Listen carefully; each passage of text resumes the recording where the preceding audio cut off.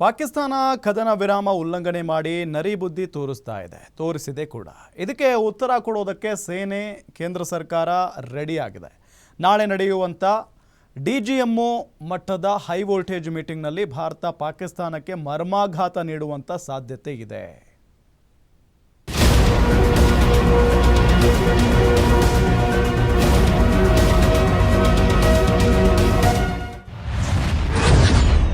ಕದನ ವಿರಾಮ ಭಿಕ್ಷೆ ಪಡೆದ ಪಾಕ್ಗೆ ನಾಳೆ ಶಾಕ್.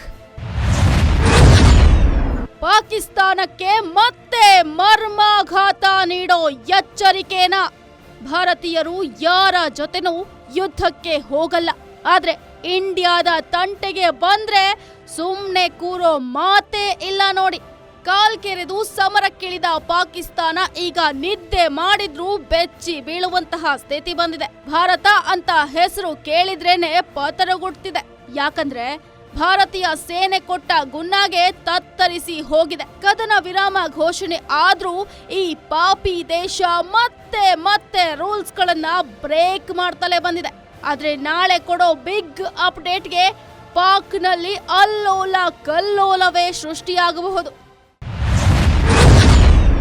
ನಾಳೆ ಮಧ್ಯಾಹ್ನ 12 ಗಂಟೆಗೆ ಡಿಜಿಎಂಒ ಮಟ್ಟದ ಮೀಟಿಂಗ್. ಪಾಕಿಸ್ತಾನಕ್ಕೆ ಹಲವು ಷರತ್ತುಗಳನ್ನ ವಿಧಿಸುತ್ತಾ ಭಾರತ.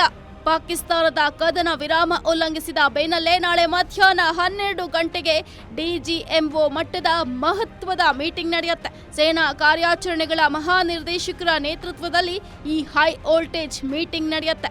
ಉಭಯ ದೇಶಗಳ ಡಿಜಿಎಂಒ ಮಟ್ಟದಲ್ಲಿ ನಡೆಯುವ ಈ ಸಭೆಯಲ್ಲಿ ಕೆಲ ಮಹತ್ವದ ನಿರ್ಧಾರಗಳನ್ನು ತೆಗೆದುಕೊಳ್ಳುವ ಚಾನ್ಸಸ್ ಇದೆ. ಅಲ್ಲದೆ ಪಾಕಿಸ್ತಾನಕ್ಕೆ ಹಲವು ಷರತ್ತುಗಳನ್ನು ವಿಧಿಸುವ ಸಾಧ್ಯತೆ ಇದೆ. ಹಾಗಾದ್ರೆ ಭಾರತ ಹಾಕುವ ಕಂಡೀಷನ್ಗಳೇನು ಅಂತ ನೋಡುವುದಾದ್ರೆ,